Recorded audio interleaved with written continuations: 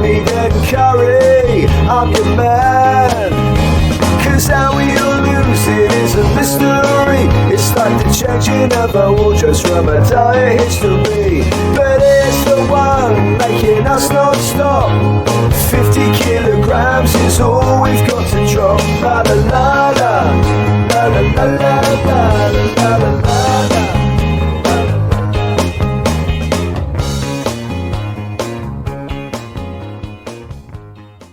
Ladies and gentlemen, welcome to the 0% Drop. With me, your host, Sam James. We're joined by Ian Wellman out of Orpington and Cole Radley out of Catalonia. Yes. How are you doing, guys? What an intro. That was lovely. Fantastic. Thank you, Sam. How are you? Yeah, well, thank you. Guys, I've been badgering on at Ian to speak about this topic for quite a few months now, because I think for me personally, it affected my journey with drinking alcohol at the time. And now we've got a new host. He might enjoy this topic as well. But today I wanted to talk about lockdown and the COVID coronavirus crisis that happened in the UK and around the world. I've got a few things to say about that, for sure. That's perfect. And for obviously the listeners who don't know, Cole, I assume at the time you was living in Spain. Am I correct? Yeah. So I was living. I've been living in Barcelona for like next month. It'll be 16 years actually. So I've been there a long time. But the thing that's quite interesting about this story is that I lost my job 2 weeks before lockdown happened. So my relationship with alcohol during that time actually took a turn for the worst. So yeah, should I tell the story now? Yeah, I was going to say my question to you was going to be like, I see Ian regularly in person, and I was doing some stuff in lockdown with him, like Zoom calls and stuff like that. We'll get onto. But yeah, my question to you was, how did it affect your drinking? Obviously, you're drinking at the time. Like, how regularly were you drinking? And I'm sure from your story now, you're going to tell us like how that affected different parts of your life. Thank you very much. So basically, I lost my job on the last day of February. And completely unexpected, company changes, walked in for my one-to-one, and was like, sorry, we're going to have to let you go. And I was really positive about that because well, not losing my job, but positive about the fact that I was going to get employed again. So I was like, no, don't worry. I remember saying to my wife, don't worry, give it a month, I'll be there, I'll be working again, absolutely fine. Even if I have to take a salary cut or whatever it is, I'll be working again. And then 2 weeks later, lockdown happened. I think it was March 14th. And basically, my wife was working full time as well, and we had a caravan parked outside of our house that belonged to us. And so we had 2 young kids at home. So my wife was going to work because we knew if she was at home trying to work, with the boys were here, I was here, it just wasn't going to happen. So she went out to work, and she was sitting out in the caravan every day working. I was looking after the kids, trying to find a job. But obviously the job market completely closed up. There was nothing available. I started to panic a bit. But the one thing I realized was that each evening, I was having a few more beers than I normally would.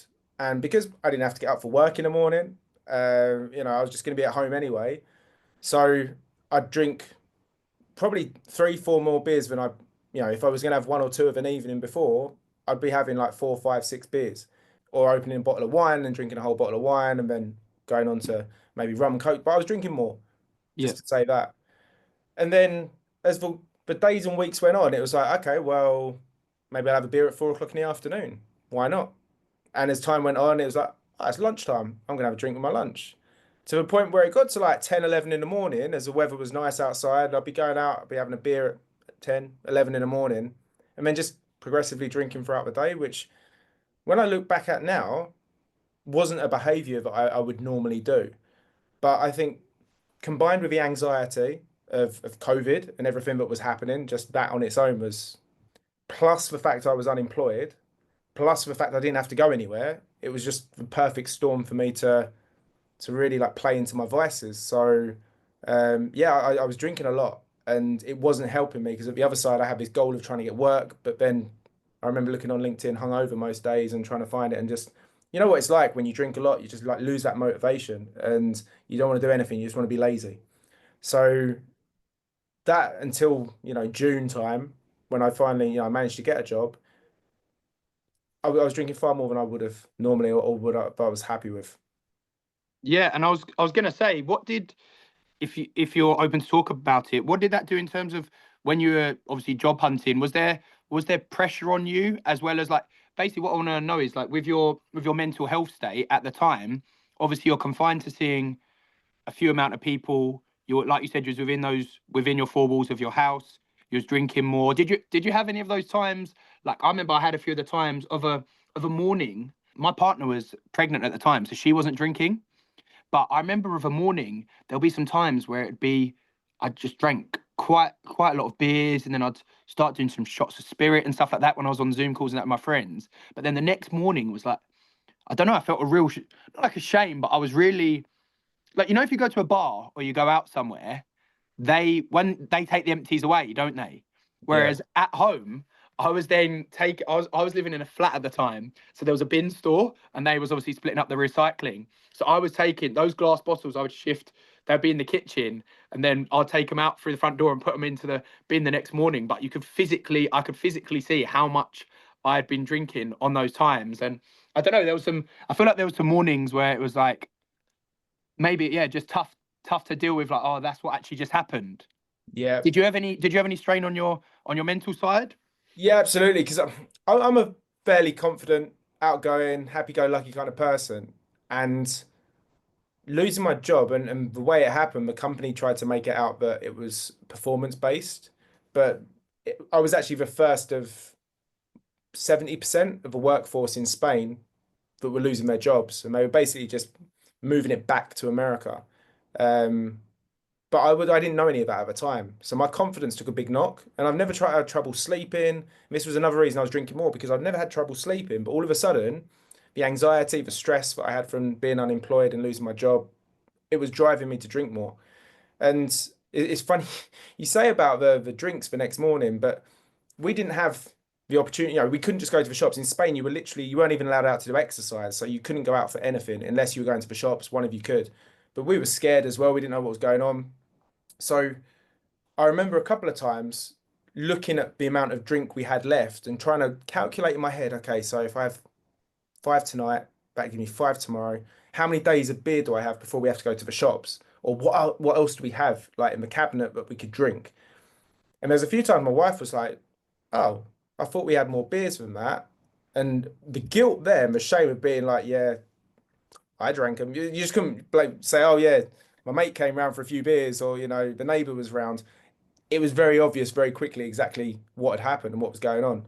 So there's that shame there. And then obviously if she was going to the shops or to the supermarket, it was the case of, oh, making sure she was going to buy enough beers to tide me over until the next. I'd be like, oh, buy a bottle of spirits, because then in my head I was thinking, oh, it's less noticeable how much I'm drinking. So it wasn't good. I'll be honest with you. If I had to think about the last 10 years, my lowest time, it was definitely during that moment. And I don't even think it was so much because of COVID. It was more because of the effect the alcohol was having on me drinking every single day. Yeah, for sure. And Ian, obviously, I would speak to you during lockdown. Obviously, we'd be on like Zoom calls with like boys from our old football team. Ian would host like race nights. So we'd all watch horse racing, and then we'd be like putting a group betting on the same horse. And then that would switch over from like in the evenings, it would go into these American ones. So then we were staying up till like early hours of the morning on these Zoom calls, just chatting rubbish. And then I don't know if you know about the house party app, Cole. Do you know about that? No, I don't. Oh, we might as well end the Zoom now. You missed out. No, We need basically, another COVID. yeah, no, house party app was basically, it was equivalent of like a Zoom call like this, but Right. you would have your own user on it. It's kind of like, I would say, a mixture between Snapchat and a Zoom. So there'll be Right. people in a video call, and as long as one of your friends was in that video call, you could just randomly enter the chat.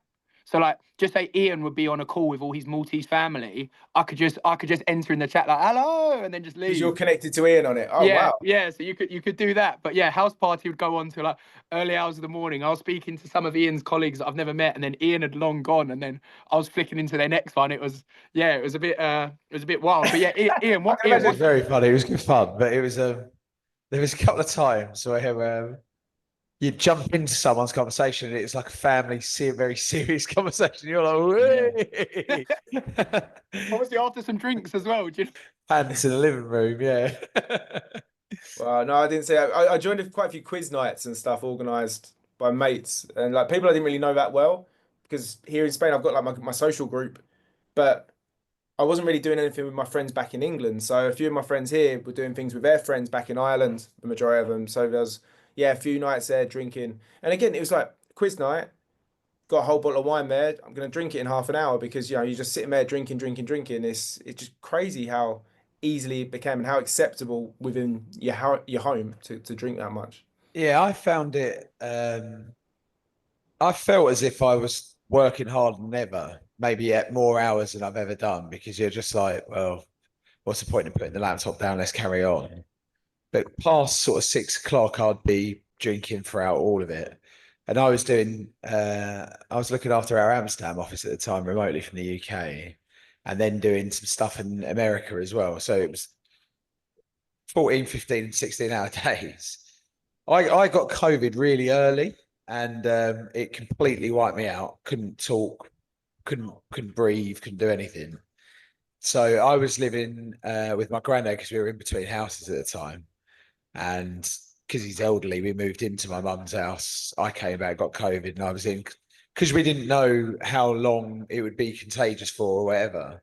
I think I was in what felt like solitary confinement for about a month. And the first COVID, I drank every day, bottles and bottles and bottles of wine. Started a English wine rating Instagram page, smashed as much booze as possible. But I look back at my weight tracker and I gained 30 kilograms in about 2.5 months. Wow. Because COVID messed me up so bad that I couldn't really breathe. You couldn't go out and exercise, especially if you were contagious. So I was sitting on my ass, delivering stuff in and trying to. And when I was in the height of it, you were just bedbound. But yeah, I came out of it and just drank and drank and drank and drank and drank. But I felt COVID was a real time for people to understand where their bad habits were. There's a few mate of mine that, and I don't think cocaine's talked about enough with sobriety.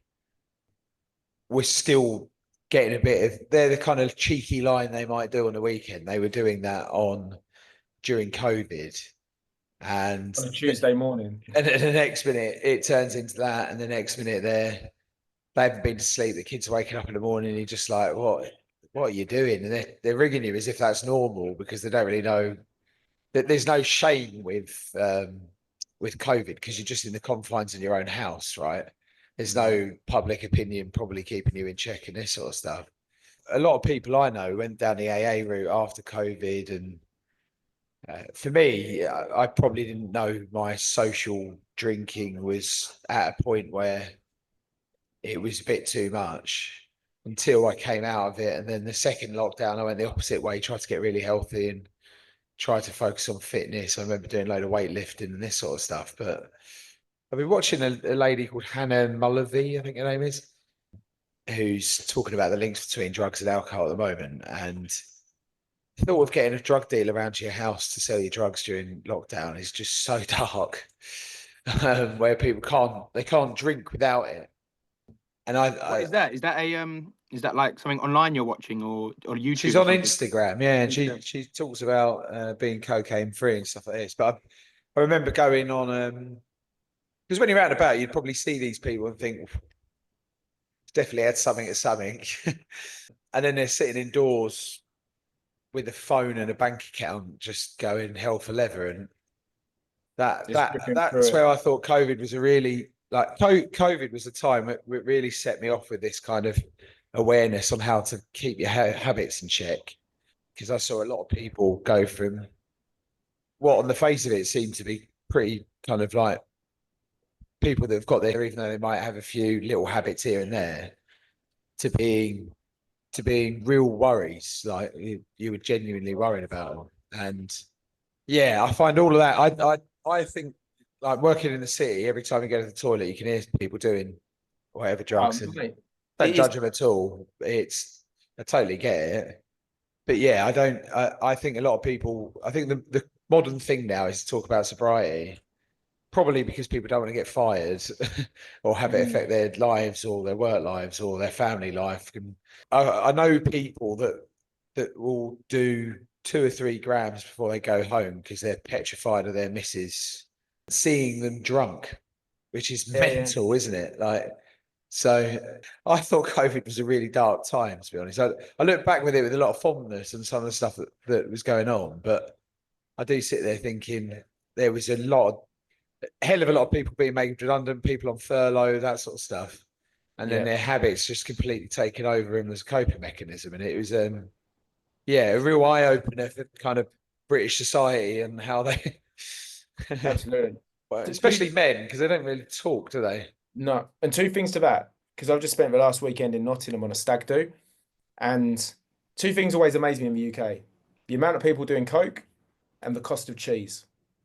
Always never fails to surprise me. It's just extortionate. But on the coke side of it, I think it's become so commonly accepted now in a social environment, out in bars, pubs, but so many people do it. When you take away the social aspect of it, it's no less addictive. You don't do it because it's fun to do with your mates. You do it because it's addictive and it feels good. You enjoy the buzz of it in that moment. So then a lot of people, when you're at home, you take away the social aspect, and like you say, it's a lot darker. Just sitting there watching, I don't know, replays of whatever it is, watching Netflix, racking lines up and getting them down, just because you've got the ability to do it, and you haven't got to go to work in the morning. That over time isn't good because it doesn't become a social thing anymore. It becomes, like you said, much darker. And I think it doesn't have to just be coke, like it could be anything, drinking, any kind of drugs. As soon as you remove that ability to socialize and isolate people, especially some people who need that connection more than others, it can take you down a really dark path. And that can lead to, like you said, weight gain and all kinds of things. I've got a question for you on that, actually, Cole. So obviously you're based in Spain. You came over to UK because obviously your family here, and that's where the stag do was. Yeah. What, I suppose, apart from the cheese, what kind of differences did you notice with like, like, for example, assuming it's a group of males in the UK going out on the Yeah. stag do? Obviously you I said weren't allowed on the Hindu. Yeah, yeah. But what I'm trying to get at is, in Spain, like, what's the, like, I assume like nightlife and going out and a stag do's kind of different over in Spain than it is in the UK. It's a bit more watered down here, I think. I mean, don't get me wrong, you still get groups of lads going out and dressing the stag up in something obscene, and that all happens, but the drinking culture is different. So I think that, first of all, there's less, I think, less aggression. So, I mean, Nottingham I'd never been to before. It's actually a really nice atmosphere, really nice. I felt old as dirt, I won't lie. The next oldest in the group I was in was 32. So that's already like 9 years difference between me and them. The youngest was 26, I think. So there's that dynamic all of a sudden. I'm looking around, like looking for hazards and looking for danger. And they're off, like going off on one. So that was like the first major difference. But I just noticed the aggression, but the levels of people so pissed and either looking for trouble or in groups where it's kind of like you get too close to that group and you could end up having a massive ruck with all of them. And so I think in Spain, with the Spanish people at least, because you go to like Costa Brava and go into any bar or club that's got stag do's there, or go to Magaluf or something like that, you're going to find the same kind of atmosphere, I think. Yeah, that's the Brits, isn't it? Yeah, They're the Brits ones coming, abroad. filling, but they're the same people over in the UK as well. Exactly that. The only difference is, I think when you're on holiday, you kind of like let your hair down even more. But the Spanish themselves, they're far less aggressive. I've seen probably 4 fights in the time I've been out here, like in a bar or something, of people. Or when your brother and his mates came over. Yeah, exactly. Yeah, but like compared to that, you could go out and see 4 fights in a night quite easily in a big. Yeah. So yeah, big difference there, I think. Were you doing? Sorry, go on, Ian. Is the drug scene there in Spain? Because before I say that, there's a generation of people coming through now that don't drink and just do drugs. Yeah. Which I find like, and I think it's a cost of alcohol thing. But alcohol's demonized quite a lot on social media these days. And I think a lot of the younger people that are more health conscious are going, well, yeah, drugs are fine, maybe a little bit more cost effective. But is that the same over there? Is it different? So you have to remember, being a a dad, in my 40s now. I don't go out as much as I used to. So I can only really base it on, I mean, when I first came to Spain, 100%, there's still people doing it. And there's a lot of outdoor music, a lot of festivals and stuff. So you can imagine, you know, what it's like at any festival you go to. Everything's accessible. There's a lot of people selling it. And also it's a big tourist area. So you've got people who are here looking for tourists. And despite being here as many years as I have, I still look like a tourist. So people are constantly offering you stuff. And so it's easy to get. And the laws in Spain seem more relaxed. Like you can grow marijuana at home. You used to be able to smoke like on the beach, and like in public people would be smoking. So if you can consider that as kind of like acceptable, you're much closer to class A's and people doing pills and people sniffing coke than perhaps in the UK. There was probably less of a gap between what was acceptable and what wasn't. So yeah, I used to see it a lot. I've mentioned it before on Instagram a lot. It was, if you think about my journey, it was kind of drinking's the thing that you do when you're quite young. You drink excessively, probably throw up on yourself a few times. That sort of stuff's all part of growing up.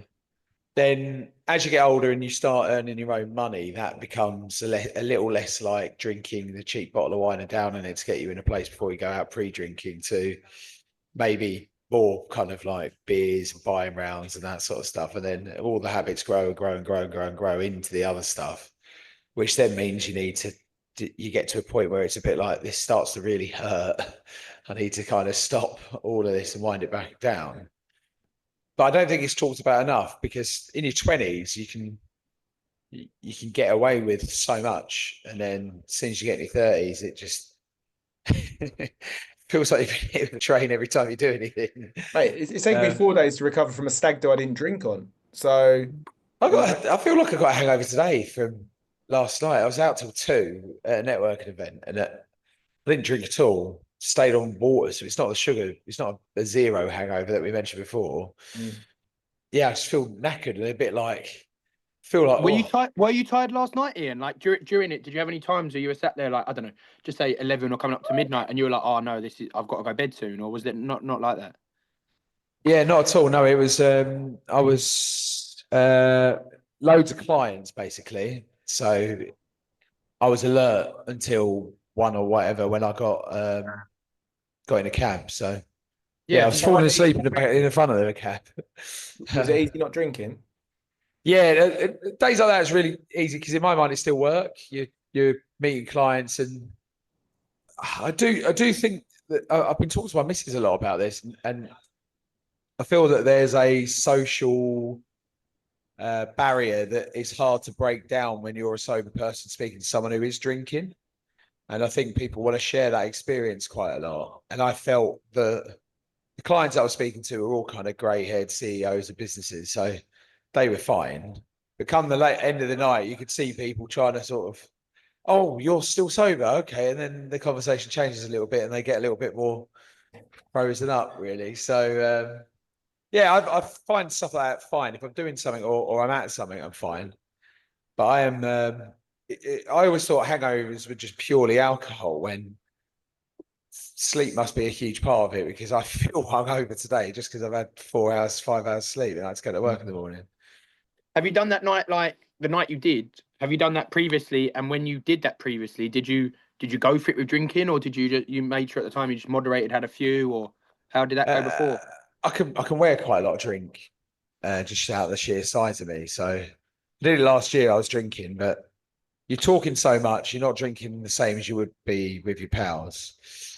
And I think you wake up still with a little bit of alcohol in your system, which gives you a false economy of hangover, and then it kind of hits in the afternoon. Yeah. Whereas today I've woken up feeling that tired, which is such a weird thing. It's the first time I've experienced this. It's like I genuinely feel totally dead.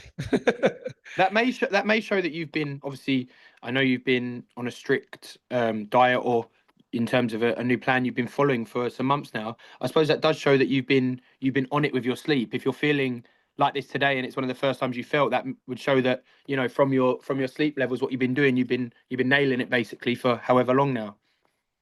Yeah, I think I had a bad sleep the night before as well, though. I had woke up. I keep waking up with these. It's like the most ridiculous things, and being a bit like, but panicky about it. And I was emailing clients at like 4 o'clock in the morning, thinking if I don't do it now, I won't do it. It's like just because I woke up, it was in my dream, and then I woke up and went, actually, I need to do that. And then I can't get back to sleep. So I didn't have the best of sleep the night before, and then this one's 4 hours, and the dog's got a habit of barking at foxes every time he hears him, which is driving me nuts. At like 4, he stands on the bed barking. You're just like, mate, what are you doing? I just need to sleep.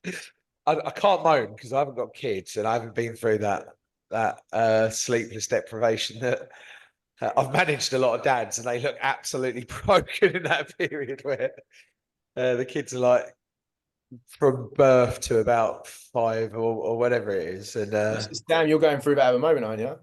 Yeah.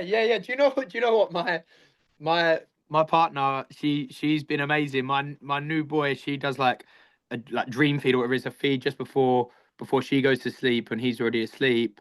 But yeah, touch wood, I'm still managing to get up in the morning and get on with the day.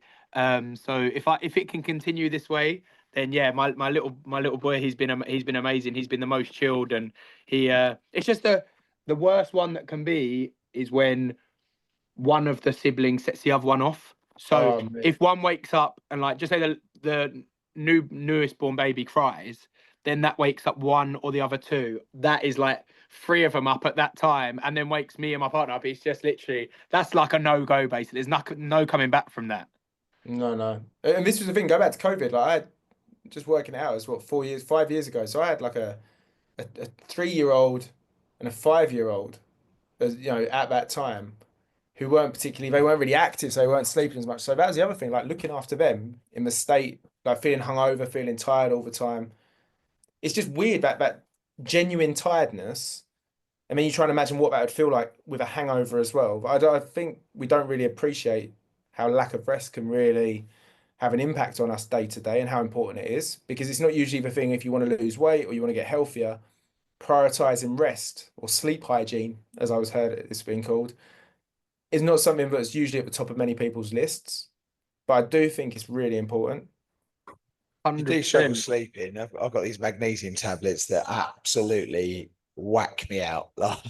Never said, and you wake up feeling completely new. I think I'm going to pop about 10 of them tonight, and then hopefully be all right in the morning. To be fair, when I was traveling back from I went to one of my friends' weddings maybe 5 years ago in Brazil, and I was flying. They were all flying on to Rio. I was flying back from a place called Fortaleza on my own, and then I was doing a connecting flight from into Lisbon, then Lisbon to Gatwick. And my friend who was staying out there, basically just said to me, "Oh yeah, take this. It's like a sleeping tablet. It's an antihistamine."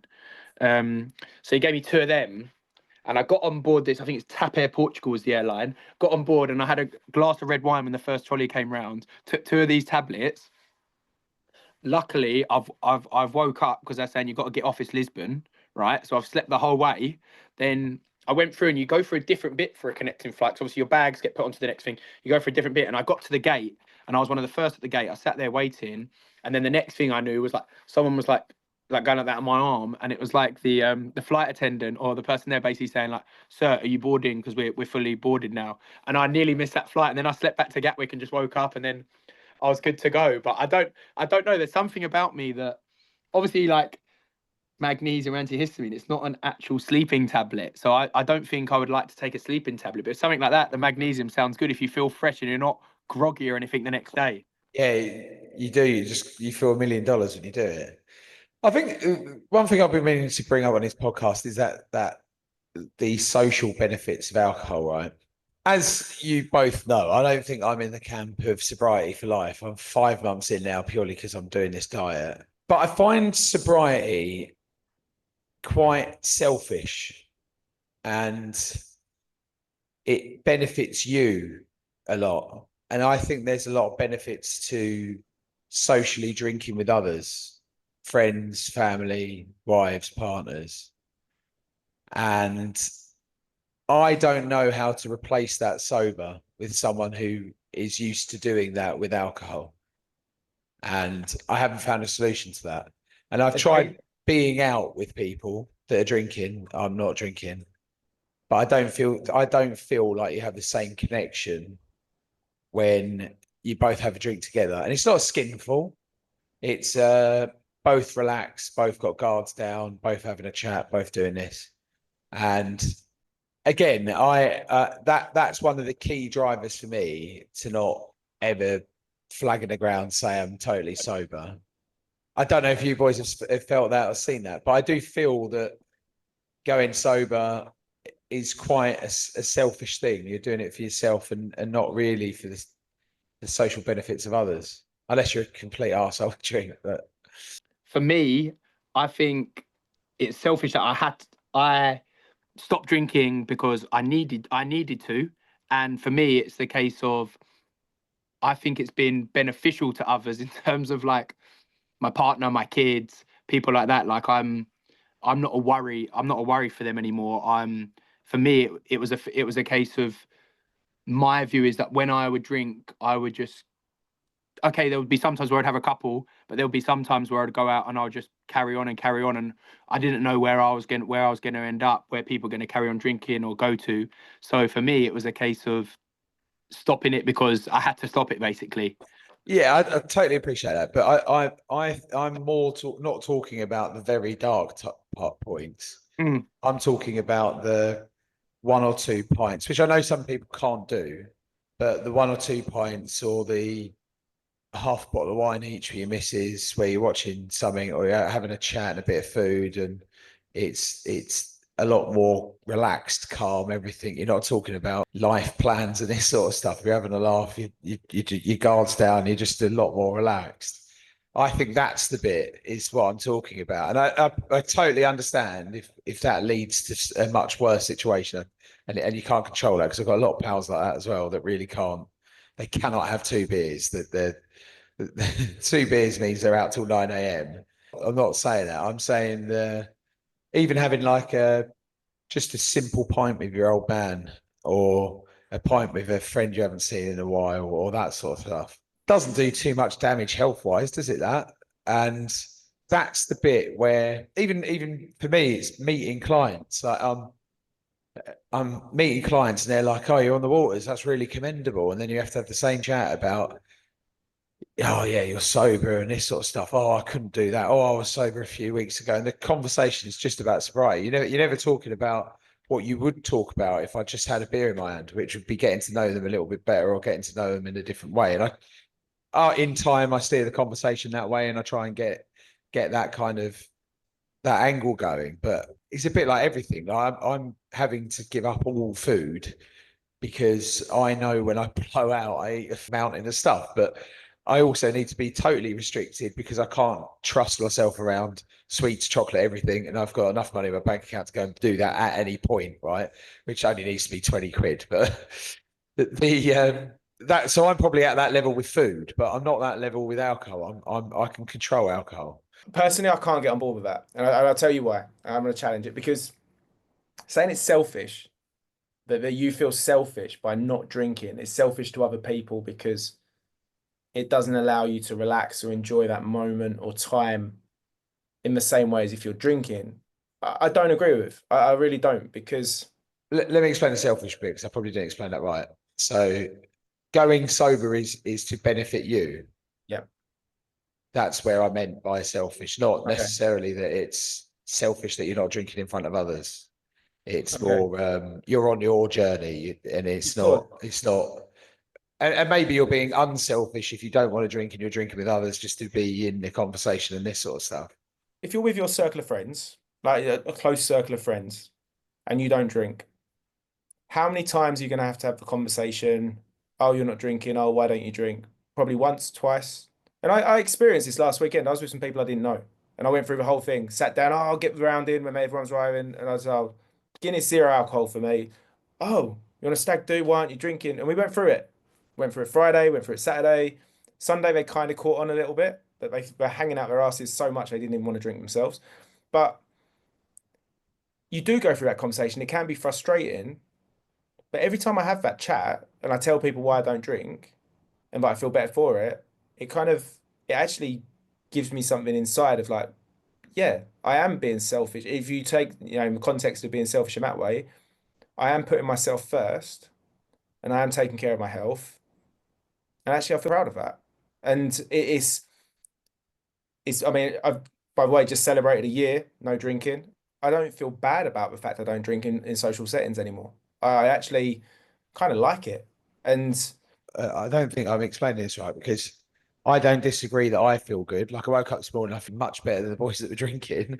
I also had a good opportunity to meet all my customers and remember what I said to them. So there's loads of positives to me not drinking, but there's something about being in a more relaxed environment, letting that guard down, having a bit of silliness maybe with others, that I think is the bit that I'm missing with alcohol.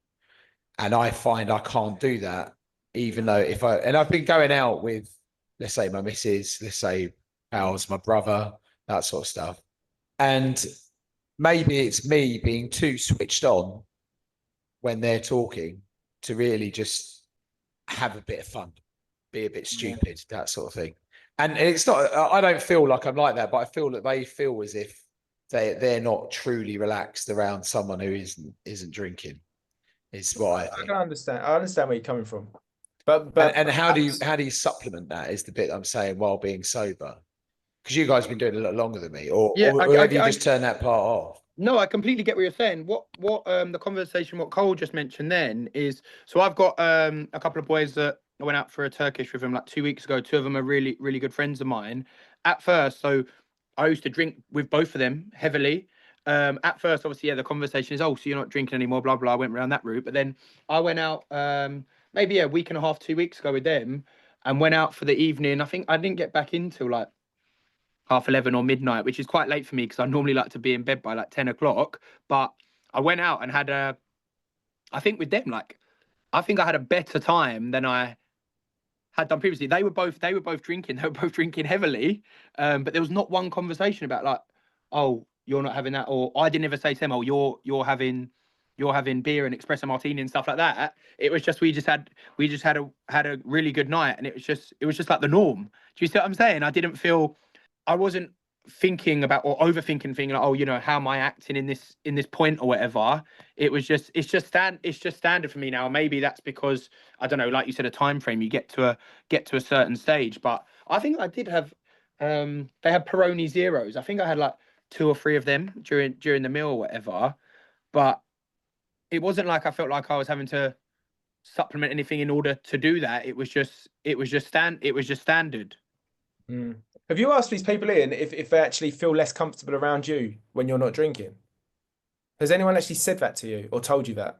No, I think there's a lot of people out there that are wanting to be in a more relaxed environment when they're dealing with it. It's not as if it's not as if I'm overdoing being serious or whatever. I don't think that's it. I think people miss just talking to someone, and it's hard to do that when you're sober, right? That's the thing. And I don't think, as the sober person, I'm conscious of what I was like maybe when I'm drunk. And as the sober person, I can obviously see when people are irritating me when they're too pissed. But actually, sometimes there's probably a benefit of being pissed with another person, is what I'm probably trying to say. Because you have more tolerance to that person, I think. But I don't think. I think this purely from a me thing. I think there's a character that isn't so well thought and isn't thinking about what they're saying, that doesn't come out sober, that sometimes people want to interact with because they're also in that situation. I was just going to say, I don't think people will talk any less to you or talk any less when they're drinking and you're not, whether you're drinking or not. The only thing I'm saying about me, I think I need to be talking more. This kind of part of me that's missing that is talking nonsense with someone. So that's something you're missing. Yeah, that's a good part. Like going for a couple of beers and just talking to someone. Yeah, it is the bit that I can't get in them conversations while I'm sober, because the thing that people talk to me about is weight loss, sober, how's work, this sort of stuff. They talk to me as if it's a business meeting, or they're talking about serious subjects. And even though a bit of a relief, have a laugh, is that what you're saying? yeah, I just think I need to have a laugh with people and maybe talk about utter nonsense and not care what's coming out of my mouth a little bit. And I think that's it. That's how they feel maybe as well. And this isn't me talking myself back into alcohol, because actually I'm in a very comfortable position at the moment to be this podcast very much focused on sobriety, but I think there has to be a counter argument to some things, right? And Yeah, I think it's definitely interesting that you raise that, because just say one of us says one direction, goes along saying something. I think it's good that you raise that, because there's definitely going to be other people that are listening, in all our listeners around the world, that maybe having the same issue. Do you see what I'm saying? They may have done something for a long time with a certain person, they just don't booze them anymore, and it's affected them similarly. yeah, and for me, my priorities in life are clear as day now, which is meaning that alcohol's at the bottom of my priority list. But maybe it'll increase up the priority list at some point, and I just want to be a little bit more relaxed. Do you know what I mean? Maybe something like I don't know if we could do a group call and we all take like a psychedelic, like a mushroom or something where we do that, and then we can chat a load of be a release on a it'll be like a 4 hour long podcast episode, Bonus episode. yeah. But you see what I mean? That's a good example of what I'm trying to say. Yeah. That would be getting together to do something that takes you out of your normal state. But there is something there. Exactly. I see what you mean. Do you see what I mean? And it's a fair point. And I'm not giving it the big I am just because I can go out and socialize and do it. Badly worded it as well, right? I'm really not explaining this well. No, I think you probably worded it absolutely spot on, because that's probably exactly how so many people feel. And there's probably an element of that sits somewhere within me in certain situations that I don't want to recognize, or I try and turn off, but to trying to tell myself, no, Cole, you're doing the right thing. You're doing the right thing. But I don't think you're wrong. There's no right or wrong with any of this. And I think it's brave, that it's good that you share that, because I'm sure other people will as well. Yeah, and I do think some people have a connection with you because you've met them in social environments for a long time. And we had a guy on here that was going through a bit of a bad period, and he was saying that he couldn't be around anyone that drinks alcohol and this sort of stuff, because he's now got sober friends, and he finds sober friends a lot more kind of meaningful and this sort of stuff, which I just find a bit sad. Like, I'm not going to lose. I hope I'm not going to lose my mates or not be invited to things because I'm a sober guy and I'm going through this journey and stuff. But I also think there's a time and place in the world where maybe a sentia comes in that still gives you the same feeling of being alcohol to do that with people. You just don't want the hangovers. But yeah, I think there's a deeper, meaningful relationship that could be really strong with someone, and then you still need that silly side that maybe you're missing a bit. Yeah, what I think's interesting is, like, on that, in terms of like with friends, I have friends definitely that, like, our whole time together was drinking. So we used to play football together on a Saturday, on a Sunday, and then it'd be drinks afterwards, whatever away game we're at or whatever, or I don't know, to go to watch football, and it'd be drinking, and like we'll be going out for meals or going out on a Friday night for beers. And a lot of it was drinking. And then I suppose I could see the selfish thing there, in terms of that person who you've been with them, you've been close to them, you've been with them the whole time, and then suddenly you say, right, I'm not doing that anymore. And that's the norm for yours and that person's friendship relationship has been based. I'm not saying built on that, but it's being within that the whole time. You doing a certain activity, then suddenly you saying, right, I'm not doing that anymore. So like, there's a connection there, right? And again, people would want to experience the silliness of the times that you had together. Is the bit that I'm probably hopefully getting a bit closer to what I'm trying to say now. The selfishness isn't me mocking sobriety people, because I'm in theory being very self-centered in trying to reach my goals at the moment, which is very much aligned with me being sober, eating healthy, that sort of thing. But there's an impact to that. Yeah, and I was at that event last night. Everyone's drinking wine, drinking beers, this sort of stuff. Some people drank too much, some people only had one or two. But I did feel as if there's a lot of people that were really excited to go and have a few drinks with people, whereas I didn't have that at all. I'm going to work, I'm going to go and meet some people. It'll be good to chat to people. It'll be good to chat to people all night, but it's a different connection. It's not like I'm going there to be silly with you. It's like I'm going there to connect with you and have a good chat with you. Because let's be But honest, 1 or 2 pints, a little bit of silliness, it can be fun, you know. And that's the thing. It's like it's not exactly like I hate that. drinking. And everyone's like, oh, I can't wait for that night out. I can't wait to do this because they're gonna be silly. Whereas mine's like, oh yeah, I'm really looking forward to that. But actually, I'm looking forward to that because I get to have a good chat with someone, or maybe I'll get to do this, or maybe do that, which is a different want for the desire, right, of that night out. Which, yeah, I just watched 400 people all having a relaxed time last night, and I Maybe sat you need to there. find that way to do it yourself. Maybe, I mean, maybe it's possible to do it without alcohol. I believe it is, but maybe you just haven't discovered it yet. Maybe I feel totally comfortable in them environments. It's a different feeling, and I'm not getting up for things in the same way than I would when it's like gonna have a good time that night, even if it's like I'm meeting my pal in the pub that I haven't seen in a while for a couple of beers. The excitement there is a little bit more excitable than let's go and have a chat with someone in a pub. We chat to them anyway.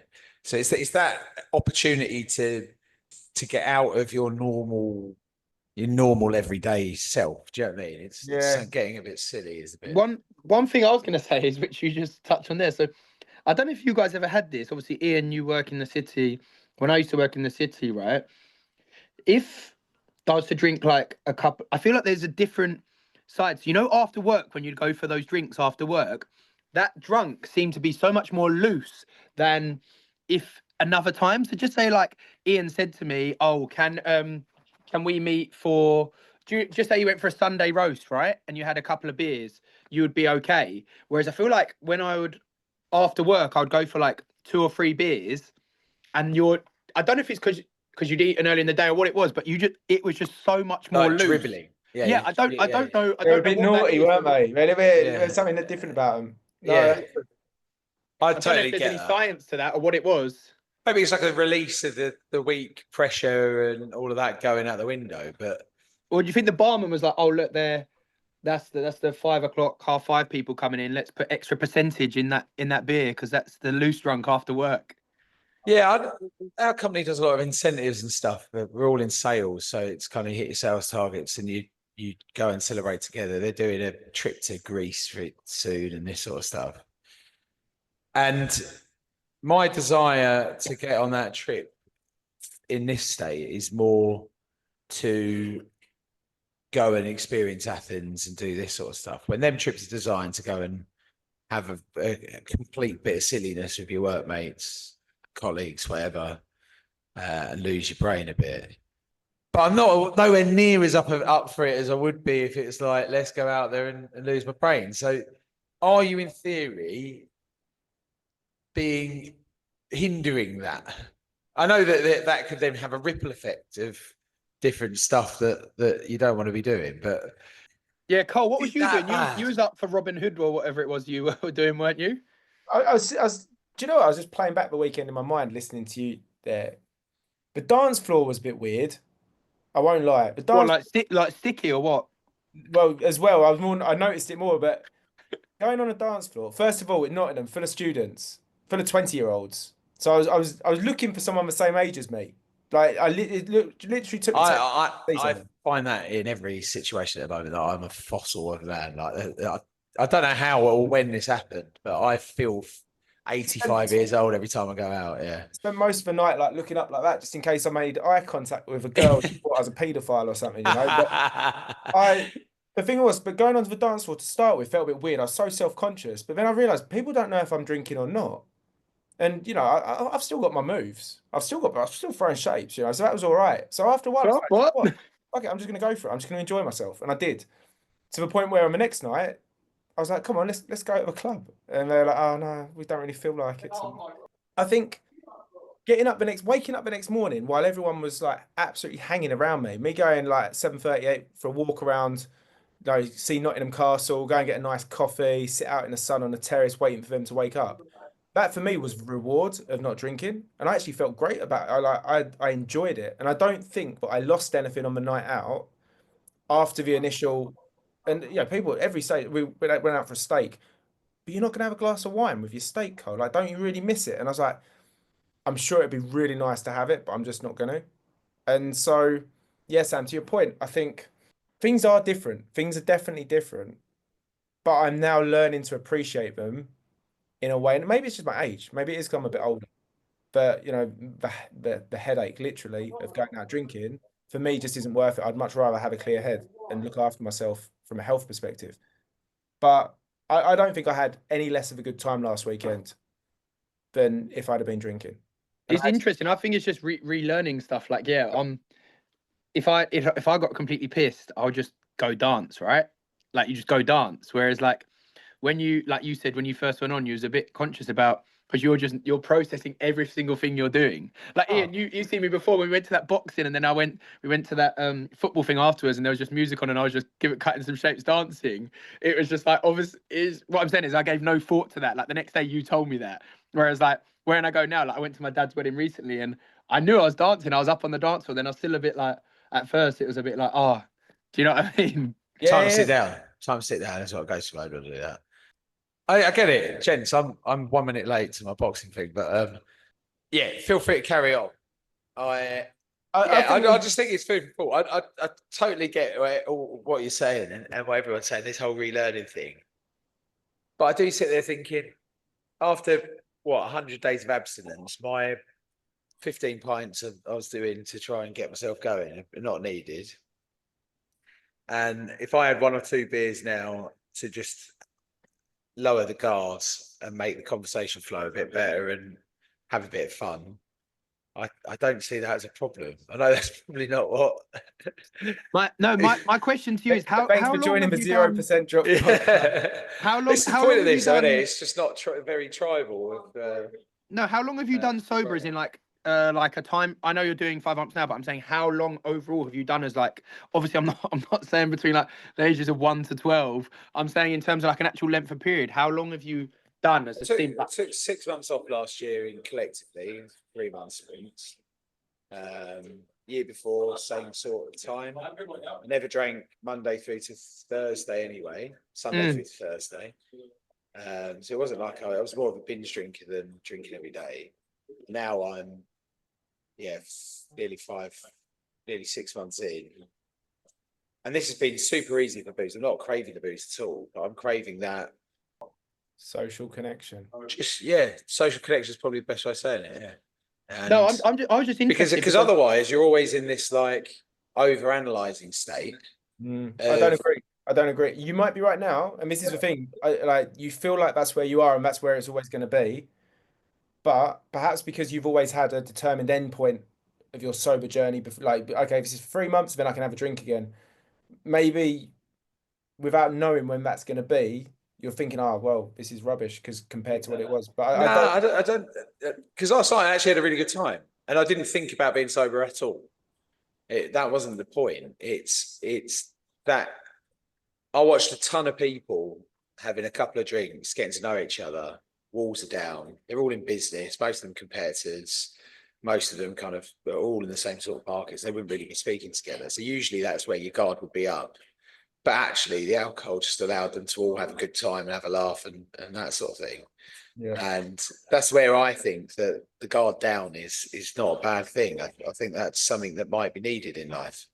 And that's the bit that I personally am missing. And the whole fishbowl of going into a night out and trying to analyse how you feel and this sort of stuff, I don't think I'm there anymore. I was there with weddings and I was there with a few other social situations.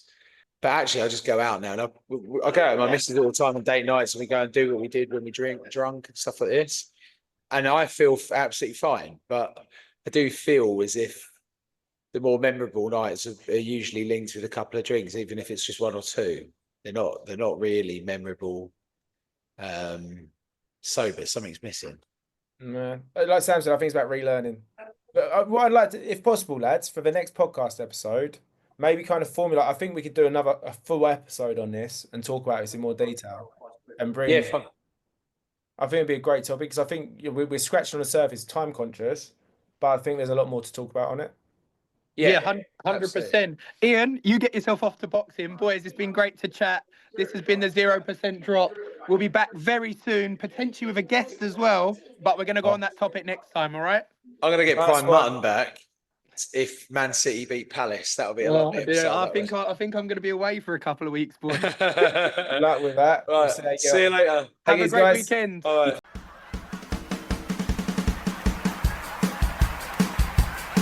We've got some diet plans, health scans, sugar bans, fitness fans, PTs, injuries, laying off the Chinese, ball games, gym chains, protein gains and skin tight tops, and we ain't gonna stop until we hit the 50k. Drop, drop, drop, drop, drop, drop, drop. No excess fat, no FAT, no curry back, no guarantee. Rough or buff, lean on me. We'll end up as fit as a pig.